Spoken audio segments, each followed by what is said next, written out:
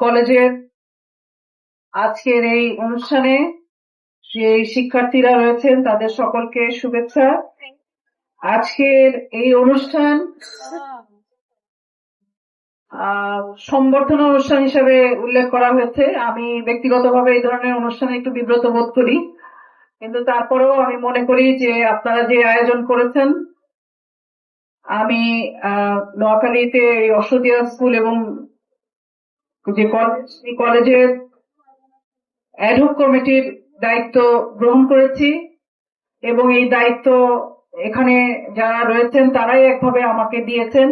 আমি মনে করি যে এই দায়িত্ব কেবল একটা বিশেষ পুরস্কার বা বিশেষ কিছু পাওয়া না, এটা একটা ভারও। ফলে এই দায়িত্বটা একই সাথে আমি যেমন সম্মান বোধ করছি, একই সাথে এই দায়িত্ব আমাকে আরো বেশি এখানে কাজ করার বিষয়ে দায়িত্বের সাথে যাতে আমি কাজ করতে পারি সেই বিষয়ে আমাকে প্রতি মুহূর্তে চিন্তিত করছে এবং কিভাবে আমি কাজ করতে পারবো সেটা আপনাদের সহযোগিতার মধ্য দিয়ে হবে। প্রিয় উপস্থিতি, আজকের এই অনুষ্ঠানে আমাদের যারা এসএসসি পরীক্ষা দেবে তাদের বিদায় অনুষ্ঠানও হবে। এই অনুষ্ঠানে যারা উপস্থিত রয়েছেন, স্কুলের অ্যাডহক কমিটির আমাদের যারা 4 জন সদস্য, অধ্যক্ষ আব্দুর রহিম, আমাদের অভিভাবক সদস্য রয়েছেন সাজ্জাদ হোসেন, এবং আজকে যারা বিশেষ অতিথি এখানে উপস্থিত রয়েছেন, কিছুক্ষণ আগে আপনারা তাদের বক্তব্য শুনেছেন। হাসান মাহবুব তানসেন ভাই, যিনি মির্জাহাট স্কুলের দায়িত্বে আছেন। আমাদের মাঝে উপস্থিত আছেন মোজাম্মেল হোসেন সায়েম ভাই, সুলতানা সুলেমান স্কুলের গভর্নিং বডিতে যিনি এখন সভাপতি হিসেবে দায়িত্ব পালন করছেন, এবং জয়নাল আবেদিন ভাই, সাবেক সভাপতি বাংলাদেশ হাই স্কুল, এবং স্কুলের শিক্ষক, অভিভাবক এবং শিক্ষার্থীরা, তাদের সকলকে আমি আমার পক্ষ থেকে, আমার পরিবারের পক্ষ থেকে ধন্যবাদ, কৃতজ্ঞতা এবং ভালোবাসা জানাই। বিশেষ করে আজকে যারা 3টি স্কুলের সভাপতি এবং এখানে স্থানীয় ভাবে যারা আপনাদের সুখে দুঃখে নানাভাবে পাশে আছেন, এখানকে জাতীয়তাবাদী দলের মহিলা দলের সভাপতি পারভিন আপা, ওনার এই পরিচয় অবশ্য আমি এতটা জানতাম না। তো যাই হোক, উনি ওনার সাথে আমার ছোটবেলা থেকেই পরিচয়। আমার চাচাতো ভাই কিরণ ভাই, উনিও এখানে আছেন, আরো অনেকেই উপস্থিত আছেন। তো আমি যারা বিশেষ অতিথি হিসাবে আজকে এখানে এসছেন, আমরা আশা করি তারা যে পরামর্শগুলো দিয়েছেন স্কুলকে এগিয়ে নেওয়ার জন্য, আমি মনে করি যে একটা স্থানীয় এলাকায় যখন একটা স্কুল গড়ে ওঠে, সেই স্কুল আসলে যে কোনো জায়গায়, স্কুল হচ্ছে একটা সামাজিক প্রতিষ্ঠান, সেই সামাজিক প্রতিষ্ঠানে কে সামনের দিকে এগিয়ে নেওয়ার দায়িত্ব সকলের, এবং বিশেষভাবে এই এলাকার যারা স্থানীয় নেতৃত্ব রয়েছেন, স্থানীয় সুধীজন রয়েছেন, শিক্ষক রয়েছেন, অভিভাবক রয়েছেন, এই স্কুল সকলের। এই স্কুলের প্রতিষ্ঠাতা হয়তো আমার বাবা শামসুল হুদা ছিলেন, কিন্তু আমি মনে করি এই স্কুল তখনই সফল হতে পারবে যখন এই স্কুল এই গ্রামের, এই অশ্বদিয়ার, এই নোয়াখালীর সবার হয়ে উঠতে পারবে। 1972 সালে আপনারা শুনেছেন যে জনাব শামসুল হুদা এই স্কুলের প্রয়াত প্রতিষ্ঠাতা, তিনি তার তরুণ বয়সে, সম্ভবত 40 পেরিয়ে 41 কি 42 বছর বয়স তখন, আমার বয়স এখন 52, সাধারণত মেয়েরা বয়স বলে না, কিন্তু আমি ছোটবেলা থেকে বয়স বলার কারণে আমার মায়ের কাছে বকা শুনতাম, কিন্তু এটা লুকানোর কোনো বিষয় আমি মনে করি না। তা আমার বয়সের থেকে 10 বছর কম বয়সে উনি এই স্কুল প্রতিষ্ঠা করেছেন 71 সালে মুক্তিযুদ্ধের পরবর্তী সময়ে, এবং এই গ্রামে তখন এই ধরনের মেয়েদের স্কুল ছিল না, এবং এইটা একটা তরুণ বয়সে এটা মেয়েদের একটা স্কুল করা, নোয়াখালীর মতো, অশ্বদিয়ার মতো একটা প্রত্যন্ত অঞ্চলে, এটা খুব সহজ সিদ্ধান্ত ছিল না আমার কাছে, আমার যতটুকু আন্দাজ করতে পারি। এবং এটা আমাদের অশ্বদিয়ার যে নারীরা, যে মেয়েরা ভবিষ্যতে আমাদের এই দেশ তৈরির কারিগর হবে, তাদের জন্য যে একটা সুযোগ তৈরি করে দিয়েছিলেন, এটার জন্য আমি ব্যক্তিগতভাবে তার প্রতি বিশেষ কৃতজ্ঞ। আমার বাবার সাথে আমাদের সম্পর্ক যেমন ছিল, তাকে আমরা শ্রদ্ধা করতাম, সমালোচনা করতাম, একই সাথে তার যে সামাজিক কাজ সেগুলোর জন্য আমরা তাকে অনুসরণীয় হিসেবে মনে করি। তো 72 সালে এই প্রতিষ্ঠা করা এই স্কুল, সেই প্রতিষ্ঠা লগ্ন থেকে আজকের সময় পর্যন্ত এই দীর্ঘ সময়ে পাড়ি দিয়ে নানান ঘাত প্রতিঘাতের মধ্য দিয়ে বিভিন্ন জনের সহযোগিতার মধ্য দিয়ে এই স্কুল কলেজে পরিণত হয়েছে এবং এখানে শিক্ষার মান কেমন হবে, শিক্ষার অবকাঠামো কেমন হবে সেই নিয়ে আমরা নানাভাবে চেষ্টা করছি। কিন্তু গত 15 বছরে এবং কেউ বলছেন 20 বছরে এই স্কুলে সামাজিক একটা প্রতিষ্ঠান হতে পারে নাই। এই স্কুলে আমরা মনে করি যে স্কুল, কলেজ, প্রতিষ্ঠান, শিক্ষা প্রতিষ্ঠান এগুলোতে দল মত নির্বিশেষে সমাজের প্রতিষ্ঠান হিসেবে তৈরি করা দরকার। যার যার দল থাকবে, রাজনীতি থাকবে, দেশের প্রতি ভালোবাসা থাকবে, দেশ পরিবর্তনের জন্য সবার আকাঙ্ক্ষা থাকবে, কিন্তু স্কুলে সবার সন্তানরা পড়বে, সবার প্রতিষ্ঠান হবে স্কুল কলেজ। কিন্তু দুঃখজনক হলো সত্যি যে আমরা গত 15 বছর 17 বছর লম্বা সময় ধরে আমরাই এই স্কুলে আসলে আমার বাবা প্রতিষ্ঠা করেছেন, আমার মায়ের ভূমিকা ছিল, আমাদের পরিবারের সদস্যরা সহ স্থানীয় এখানকার যারা ছিলেন প্রত্যেকের ভূমিকা থাকা সত্ত্বেও দেখা গেছে যে গত 15 বছরে যেভাবে আমাদের আসলে স্কুলে ভূমিকা রাখা দরকার ছিল আমরা সেটা করতে পারিনি। আমি চেষ্টা করেছিলাম বিভিন্ন সময় যখন শিক্ষকদের পরীক্ষা হতো, রিক্রুটমেন্ট হতো বা কোনো একটা পরীক্ষা যেটা কিনা এই প্রতিষ্ঠানের জন্য খুব গুরুত্বপূর্ণ, আমি সবসময় চেষ্টা করেছিলাম এখানে আসার জন্য, যেভাবেই হোক, রাত্রেবেলা বাস জার্নি করে হোক, সারা রাত ধরে পরীক্ষার প্রশ্ন তৈরি করে হোক, এটা আমি চেষ্টা করেছি। কিন্তু দেখা গেছে যে অনেক সময় সেই চেষ্টা, সেই ইচ্ছা বাস্তবতাকে ছাপিয়ে যেতে পারে নাই। বাস্তবতা এমন ছিল যে নিজেদের পরিবারের একটা প্রতিষ্ঠান, সেই প্রতিষ্ঠানকেই মনে হতো যে আমি একটা বহিরাগত।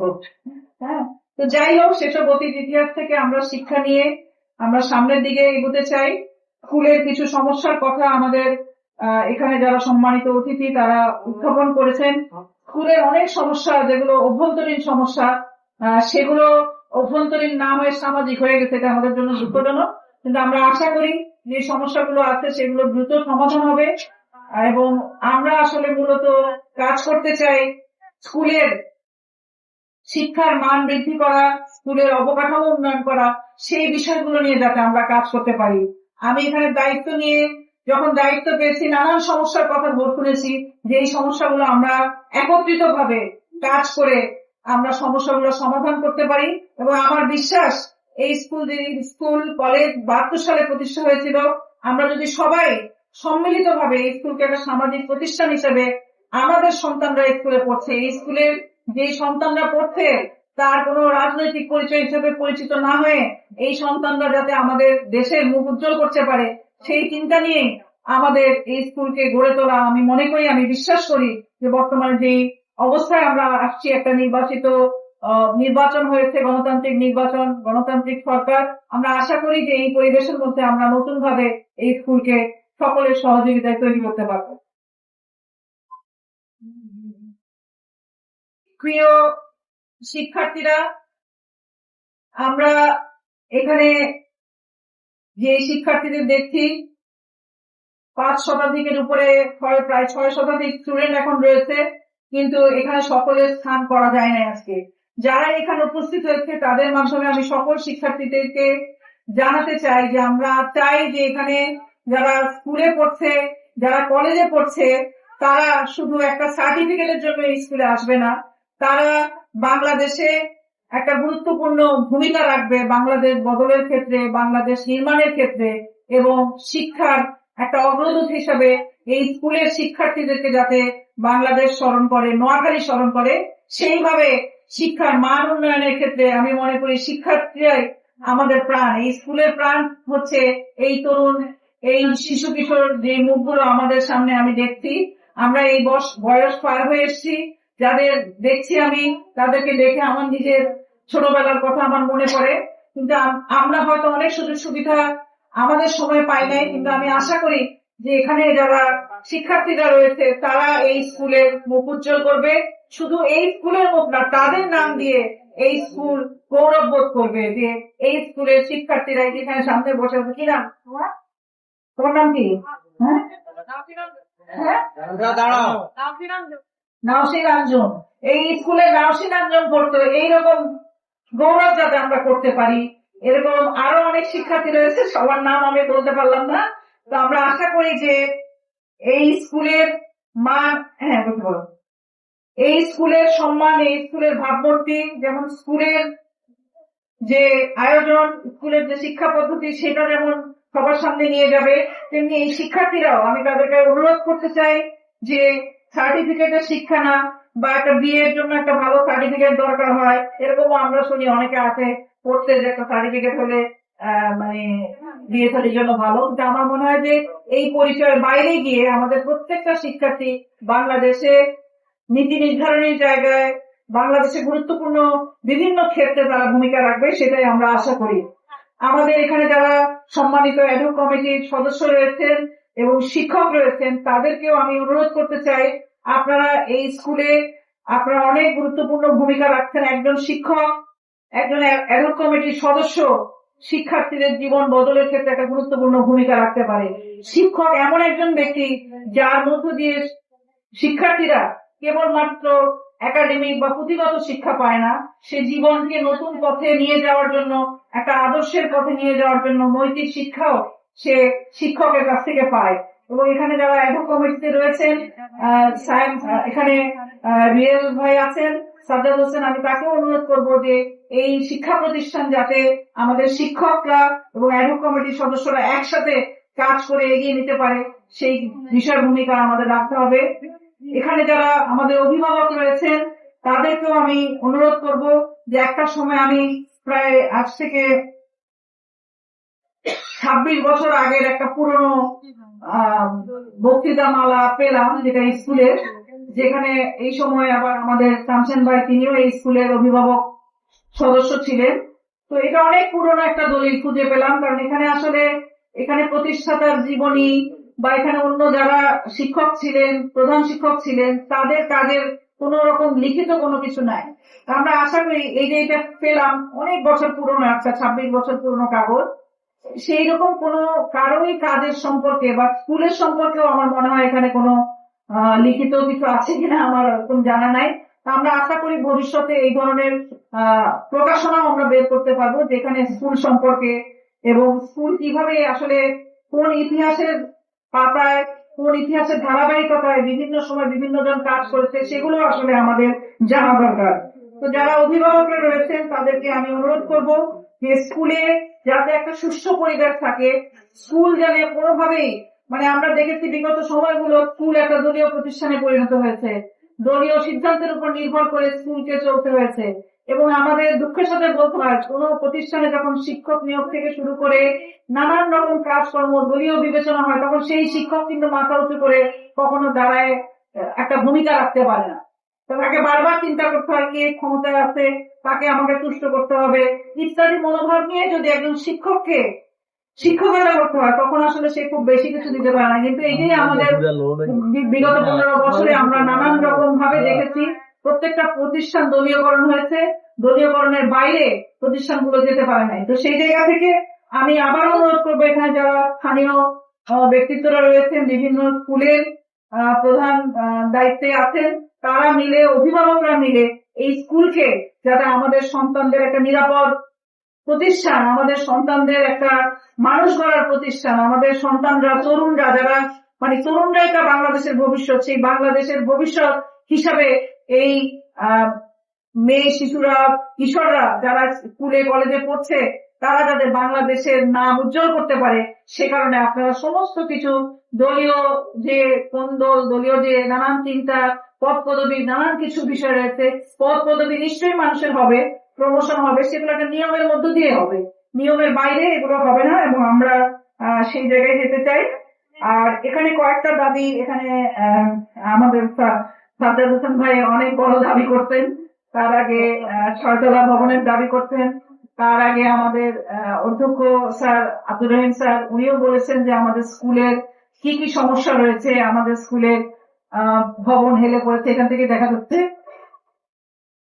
এখানে বিভিন্ন কক্ষ আছে, যে কক্ষগুলো আছে সংস্কার করা প্রয়োজন, এই তথ্যগুলো আমরা পেয়েছি। কিন্তু গতবার এসএসসি পরীক্ষায় রেজাল্ট কেমন হয়েছে, কলেজের রেজাল্ট কেমন হয়েছে, কতজন মানে আসলে বিশেষ কোনো একাডেমিক অর্জনের বাইরেও খেলাধুলা, গান, কবিতা, লেখালেখি, এই সমস্ত বিষয়ে আমাদের শিক্ষার্থীরা কে কি অর্জন করেছে সেটা আমরা আজকে এখানে হয়তো অতটা জানতে পারি নাই, কিন্তু সেই জিনিসগুলোই আসলে আমাদের দরকার। এখানে যারা উপস্থিত রয়েছেন তারা প্রত্যেকে বলেছেন অবশ্যই ভবন আমাদের ঠিক করতে হবে, কারণ এত বছরের একটা জায়গা।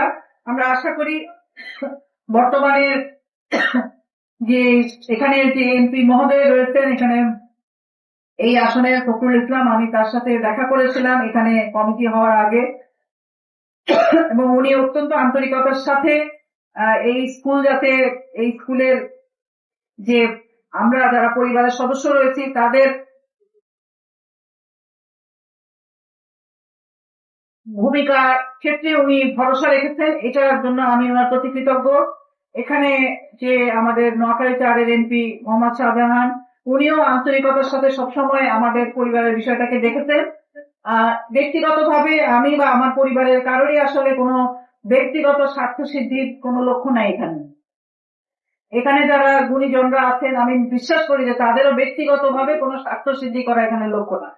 এইখানে আমরা সবাই মিলে যাতে এখানে একটা শিক্ষার মান উন্নয়ন করতে পারি, আমাদের অসদিয়ার নারী শিক্ষার্থীদেরকে আমরা যাতে একটা নতুন দৃষ্টান্ত স্থাপন করতে পারি, একটা স্কুল দেখে যাতে আশেপাশের স্কুলগুলো একে অপরের কাছ থেকে আমরা শিখতে পারি। মির্জাহাট স্কুলে যা আছে, বান্দারচর স্কুলে যেটা ভালো আছে, আমাদের এই যে সুলেমান স্কুলে যে ভালো দিকগুলো আছে, এগুলো আমরা একে অপরের কাছ থেকে শিখতে চাই, এবং সেগুলো যাতে আমরা প্রয়োগ করে আমরা স্কুলটাকে আরো আগায় নিতে পারি, সেটার জন্য আমরা ভূমিকা রাখবো। এখানে সংস্কারের কথা বলা হয়েছে, প্রায় সম্ভবত 6টা বা 7টা কক্ষ সংস্কার করতে হবে, 7টা কক্ষ সংস্কার করতে হবে। তো এই সংস্কারের আগে আমি স্যারকে বলছিলাম যে বাচ্চাদের যে রেজাল্ট শিট সেটা একটু আমাকে দিন, একটু দেখতাম যে কি অবস্থা। আমার মনে আছে একবার এই স্কুলে শিক্ষার্থীদের রেজাল্ট ভালো হয় না, আমার বাবা কেঁদে ফেলছিলেন। উনি খুব কঠোর মানুষ, আমরা কখনো খুব ভয় পেতাম। উনার বাসার কাছে আসার আগে আমরা বই নিয়ে পড়তে বসতাম, জোরে জোরে পড়াশোনা করতাম ভয়ে। তো কিন্তু মানুষ হিসাবে উনি অনেক মানে অনেক মানে মানুষের প্রতি উনার ভালোবাসা ছিল। উনি যখন মানে সম্ভবত এটা উনার মৃত্যুর 3-4 বছর আগে একবার আমাদের পরিবার সদস্যদেরকে ডেকে উনি বলেছিলেন যে উনার যে অর্জিত সারা জীবনের যাই কিছু আছে তার থেকে একটা বড় অংশই উনি ওনার গ্রামের জন্য সেটাকে অবদান রাখতে চান, এবং আমরা পরিবারের সদস্যরা যাতে কেউ এই বিষয়ে কোনো কথা না বলে। উনি বলেছিলেন আমার মাটির প্রতি, আমার জন্মস্থানের প্রতি আমার যে ঋণ আছে সেটা আমি আমার মতো করে পরিশোধ করতে চাই। ফলে উনার যে একটা ভালোবাসা এই গ্রামের প্রতি দায়িত্ববোধ ছিল, সেরকম দায়িত্ববোধ আমি আশা করি যে আমাদের সবারই আছে।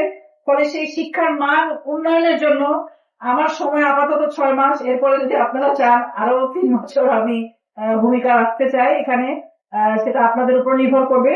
তো আমরা আশা করি যে আমরা সবাই মিলে, এখানে যারা উপস্থিত আছেন সবাই মিলে আমাদের অষ্টদিয়ার যতগুলো স্কুল আছে সেগুলো যাতে একটা ভালো জায়গায় যায় সেটা চেষ্টা করব। বিশেষভাবে যেহেতু এই স্কুলের দায়িত্বে আছি, সেটা আমি আমার জায়গা থেকে সর্বোচ্চ চেষ্টা করবো, এবং সবাই মিলে আপনারা সহযোগিতা করবেন সেটা আমরা কামনা করি। এখানে যে সংস্কারের দাবি এসছে বা এটা তো আসলে প্রয়োজন, শুধু দাবি না। তো আমি মনে করি অবশ্যই এই সংস্কার, যে 6 মাস আমি আছি সেই 6 মাসের মধ্যে অবশ্যই 6 মাসের আগেই যাতে আমাদের যে 6-7টা রুমের অবস্থা খুবই খারাপ সেগুলো সংস্কার হবে, এটা আমি আপনাদেরকে কথা দিচ্ছি। আর এই 6তলা ভবনের কথা সাজাদ ভাই বলছেন 1 নম্বর দাবি, 1 দফা 1 দাবির মতো। সেই দাবি আসলে আমাদের সবাইকে চেষ্টা করতে হবে পূরণ করতে। এটার সাথে আমাদের সরকারের ভূমিকা আছে, আমাদের অনেক দাতা সদস্য থাকতে পারে, অনেক মানে শিক্ষানবিশ থাকতে পারে, তাদেরকেও আমাদের যুক্ত করার দরকার আছে। এমন কোনো কথা নাই যে এটা মানে কোনো নির্দিষ্ট একটা গোষ্ঠী এটা সহায়তা করতে পারবে, যে কেউই করতে চাইলে তার যদি অন্য কোনো বিশেষ মানে শিক্ষা বিরোধী বা গণতন্ত্র বিরোধী না হয়, তো সেরকম যে কোনো ব্যক্তির কাছে আমরা আসলে সেই সহযোগিতা গুলো পাবো। এখানে সরকারের ভূমিকা খুব গুরুত্বপূর্ণ। তো সরকারের সাথে দেন দরবার করার জন্য যা যা করার দরকার সেটা আমি চেষ্টা করবো আমার তরফ থেকে করার। আমি শ্রম সংস্কার কমিশনের সদস্য ছিলাম, এটা গণঅভ্যুত্থানের পরে আমার একটা সৌভাগ্য হয়েছিল। ফলে তখন আমি যে শিক্ষকতা করতাম যেখানে, আমি নিজে ছাত্র রাজনীতির সাথে যুক্ত ছিলাম বিশ্ববিদ্যালয় পড়া অবস্থায়। আমি আমার পড়াশোনা মাস্টার্স এমফিল শেষ করে আমি আবার ফটোগ্রাফিতে একটা 3 বছরের কোর্স করি। তো সেটার পরে আমি ফটোগ্রাফিও পড়াই, কিন্তু ছাত্র রাজনীতির পরে আমি শ্রমিক এবং নারীদের মধ্যে বিশেষভাবে যুক্ত হই এবং গণঅভ্যুত্থান পরবর্তী সময় আমার সুযোগ হয়েছিল যে আপনারা যেমন বললেন যে এই বারান্দায় আসার সুযোগ হয়নি, তেমনি শ্রম ভবনে শ্রম মন্ত্রণালয়ে যাওয়ারও বিশেষ সুযোগ আমাদের সবসময় হয় নাই। আমরা ওই শ্রম ভবনের ধারে কাছেও যেতে পারতাম না। কিন্তু যে কোনো কারণে আমি মনে করি গণঅভ্যুত্থান আমাদেরকে অনেক সুযোগ দিচ্ছে। 1400 বেশি মানুষ প্রাণ হারাইছে। তখন আমি শ্রম কমিশনে কাজ করার সুযোগ হয়েছিল। বাংলাদেশে 7.5 কোটি শ্রমজীবী মানুষের ভাগ্য কেমন হবে সেটা নিয়ে পরবর্তী শ্রম অধ্যাদেশ হয়, শ্রম আইন হয়। শ্রম আইনেও আমার ভূমিকা রাখার সুযোগ হয়েছিল যতটুকুই সম্ভব। তো যখন অন্তর্বর্তীকালীন সরকার ছিল তখন শ্রমমন্ত্রীর কাছে যাওয়াটা আমার জন্য খুব কঠিন বিষয় ছিল না। যে কোনো সময় শ্রমমন্ত্রী না আরো যারা শ্রম উপদেষ্টা সহ অন্য উপদেষ্টাদের কাছে যাওয়ার সুযোগটা আমার মনে হয় এখানে যারা আছেন তাদেরও সুযোগ ছিল, আমাদের। আমি কোনোদিন শ্রম উপদেষ্টার কাছে বারবার ধর্ণা দেয়নি। একদিন খুবই ধর্ণা দিচ্ছিলাম একটা আইনের জন্য, আইনের তদবির। আইনের তদবির মানে কি আমি আমার ব্যক্তিগত কোনো সুবিধা এটা করে দেন, আমার দলের শ্রমিকদের এটা করে দেন, এসব কোনো সুবিধার জন্য দেয়নি। একদিনই ওনাকে আমি বলছিলাম এই কোন আইনটা শ্রমিকদের জন্য উপকারী হইতে পারে সেইটা ওনাকে আমি আমার জায়গা থেকে ব্যাখ্যা করতে গেছিলাম। ফলে এই যে এইটা বলতেছে এই কারণেই যে এই স্কুলের ভবনের জন্য যদি তদবির করতে হয় সেই তদবিরটাকে অন্যভাবে না, এটা হচ্ছে স্কুলের উন্নয়নের জন্য। যদি আমাদের যারা এমপি মহোদয়রা আছেন ওনাদেরও অনেক রকম স্কুল কলেজ রাস্তাঘাট উন্নয়নে ওনারা অনেক রকম ভূমিকা রাখেন, ওনাদের অনেক বরাদ্দ থাকে। আমাদের শিক্ষামন্ত্রী আছেন, তাদেরও অনেক কিছু করার থাকে। এখানে স্কুলে এখন অধ্যক্ষ নাই, সেসব বিষয়েও কাজ করার সুযোগ আমরা আশা করি ওনাদের সহযোগিতায় আমরা করতে পারবো। এবং এটার জন্য ওনাদের কাছে যদি কয়েকবার দেওয়া লাগে, ধন্যবাদ দেওয়া লাগে, সেটা আমি দিব। আমি এটাও আপনাদেরকে কথা দিলাম আর কি। এখানে স্থানীয়দের অন্তর্ভুক্ত, অবশ্যই স্থানীয়দেরকে অন্তর্ভুক্ত করতে হবে, কারণ স্থানীয়রাই আসলে একটা মানে স্কুল বলেন, কলেজ বলেন, মাদ্রাসা বলেন, তাদের এক ধরনের মানে সরাসরি না হলেও সরাসরি থেকে বেশিও অনেক সময় তারা ভূমিকা রাখে। ফলে আমরা চাই যে স্থানীয় যারা আছেন, নেতৃত্ব হোক, গুণীজন হোক, যারাই হোক, তাদেরকে যুক্ত করা এবং দেশীয় পর্যায়ে যারা অন্যান্যরা আছে তাদেরকেও স্কুলগুলোতে, অন্যান্য স্কুলগুলোতে নিয়ে এসে উৎসাহিত করা যাতে আমরা একটা ভূমিকা রাখতে পারি। সায়ন ভাই বলেছিলেন যে ওনার প্রতিষ্ঠানে উনি নাম দেন নাই, এটা আমি শুনে খুব খুশি হলাম। এবং এই আসলে আমিও মাঝে মাঝে চিন্তা করতাম যে অশ্বদিয়া বালিকা উচ্চ বিদ্যালয় এবং কলেজের যে নাম, এই নাম কিন্তু জনাব শামসুলুদা যে প্রতিষ্ঠাতা উনি ওনার নামে করেননি। তো ওই সময়ে মানুষকে এই যে নিজের পরিচয়ের বাইরে যায় কাজটাকেই প্রধান করে দেখতে পারছেন, এইটা আমি মনে করি যে ওনার কাছ থেকে আমাদের শিক্ষণীয়। এবং এটা ধারাবাহিকতা অনেকে নাম দিয়ে করেন, নাম দিয়ে করলে যে সবসময় এটা খারাপ হবে তা না, সেটাও কেউ করতে পারেন। কিন্তু আমরা আশা করি এই কাজগুলো আমাদের জন্য অনুপ্রেরণার বিষয় হবে। আমাদের তানসেন ভাই মেথড স্কুলের সভাপতি এবং এখানে স্থানীয় বিএনপির গুরুত্বপূর্ণ নেতা, উনি যেটা বলেছেন যে আমাদের কেন্দ্র হিসেবে এই স্কুল এবং এই কেন্দ্রের জায়গাটাকে যে আমাদের মনোযোগ দেওয়া, সেটা আমরা কিভাবে করতে পারি সেটার জন্য ওনার পরামর্শ সহ যা যা করা দরকার আমরা অবশ্যই, যাতে এই স্কুল এবং আপনি বোধহয় 4টা স্কুলের একটা কেন্দ্রের কথা বলতেন, সেটাও আমরা অবশ্যই আপনাদের সহযোগিতা নিয়ে এটার জন্য যা যা করা দরকার সেটা আমরা করবো। আর আরেকটা বিষয় নিয়ে এখানে কথা হয়েছে যে এখানে নানান অভ্যন্তরীণ কিছু দূরত্ব তৈরি হয়েছে শিক্ষকদের। এই বিষয় নিয়ে আমি আসলে বিস্তারিত এখানে আলাপ করতে চাই না, কিন্তু আপনারা বিষয়গুলো তুলে ধরেছেন। আমরা আশা করি এগুলো নিয়ে আমরা সমস্যা অবশ্যই দ্রুত সমাধান করতে হবে, কারণ আমিও চাই না যে এখানে এসে আমাকে দ্বন্দ্বের গল্পই খালি শুনতে হোক। আমি চাই যে এখানে যেন আমি শিক্ষার প্রসারের জন্য কাজ করতে পারি আপনাদের সকলকে সাথে নিয়ে।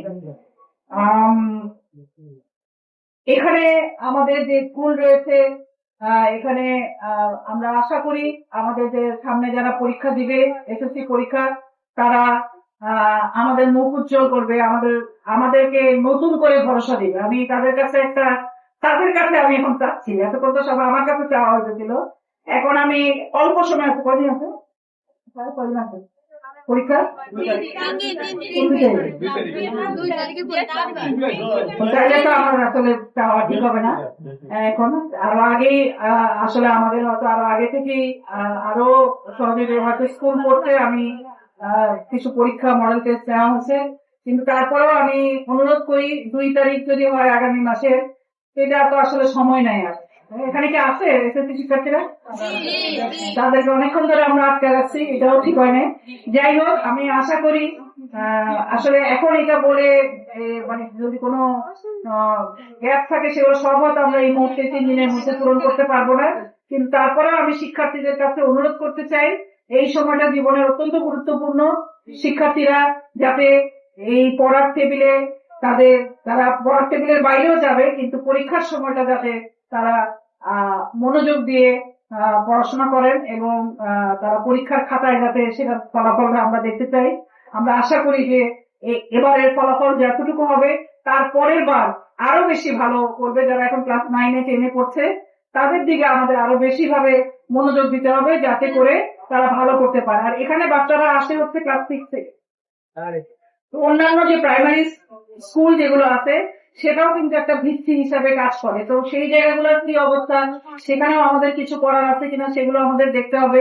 এখানে যখন 5 থেকে 6-এ এসে পড়ে, সেই 6-এ আসার পরে তাদেরকে আসলে ওই সময় আমাদের ভালো মতো একটা মানে স্কুলিং করা, ভালো মতো যাতে ভিত্তিটা তৈরি হয় সেটার চেষ্টা আমাদের সবার মিলে করা উচিত।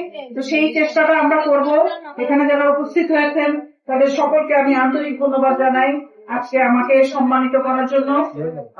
এই স্কুল আমাদের অনেক স্মৃতি জড়িত স্কুল, অনেক আবেগ জড়িত স্কুল। এই স্কুল আপনাদের সকলের ভালোবাসায়, সকলের মমতায়, সকলের অংশগ্রহণে যাতে এগিয়ে যেতে পারে সেটাই আমি আপনাদের সকলের কাছে কামনা করি। এবং শিক্ষার্থীরা, আমাদের শিক্ষকরা, আমাদের অভিভাবকরা, আমাদের অ্যাডহক কমিটির সদস্যরা এবং আজকে যারা সম্মানিত অতিথি এখানে উপস্থিত হয়েছেন, তানসেন ভাই, সায়েম ভাই এবং জয়নাল আবেদিন ভাই, ফারবিনা কত আছেই, আচ্ছা এখানে আমাদের ট্রাস্টের সদস্যরা রয়েছেন।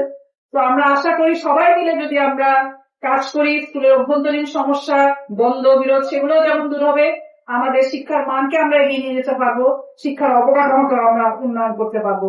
এবং সব শেষে আমি একটা কথা বলতে চাই, এখানে একটা পোস্টার দেখলাম নেপোলিয়ানের। এই পোস্টারটা নিয়ে আগে বোধহয় ছিল না, এখন আছে।